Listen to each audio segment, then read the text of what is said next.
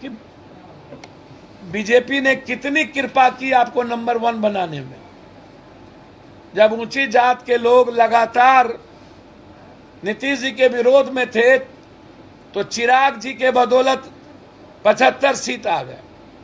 उनसे यह पूछिए ना कि जब लालू यादव जी चुनाव लड़े थे अकेला, तो कभी बीजेपी कांग्रेस के बदौलत सरकार बनाई, निर्दलीय के बदौलत, फिर सीपीआई सीपीएम माले के बदौलत बनाई दूसरे बार, कभी अकेला सरकार नहीं बनी। कांग्रेस जिसकी जरूरत पड़ी उसको साथ लिया। जब चौथे बार वो चुनाव लड़े तो 3 सीट पर सिमट गए। जब 5वें बार लोकसभा के चुनाव युवराज के नेतृत्व में लड़े तो 0 पर हो गए। 6ठे बार जब बीजेपी ने खंजर घोंका नीतीश के पीठ में और चिराग जी की असीम कृपा बीजेपी के हाथ से हुई तो ये 75 के हुए। तो अभी आ ही रहा है चुनाव।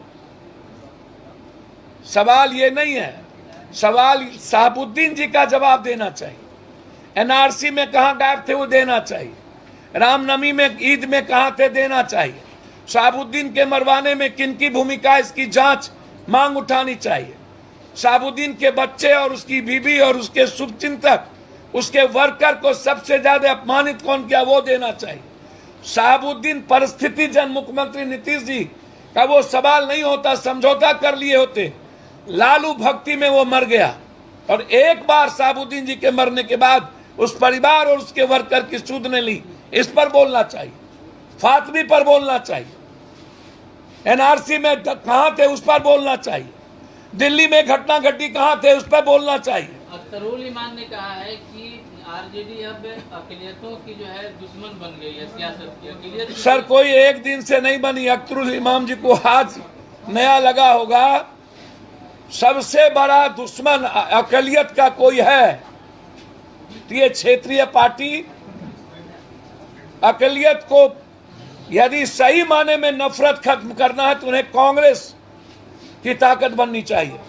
ये क्षेत्रीय पार्टी कभी भी, उससे ज्यादा तो नीतीश कुमार ने मुसलमानों के लिए जितना कर दिया उतना 7 जन्म में ये सोच नहीं सकते। मुसलमानों की संस्था, उसके कई सारी चीजों को आप देख लीजिए। और सत्ता में रहने, बीजेपी के साथ रहने के बाद औकात नहीं हुई दंगा करने की आज तक और भर भर बोलने की। ये अपने बारे में बोले ना, जब थे तो कितनी दंगा हुई थी, कितना पैसा दिया नीतीश कुमार। ये मुस्लिम संस्था को कब पैसा दिया? ये 4 विधायक जो आए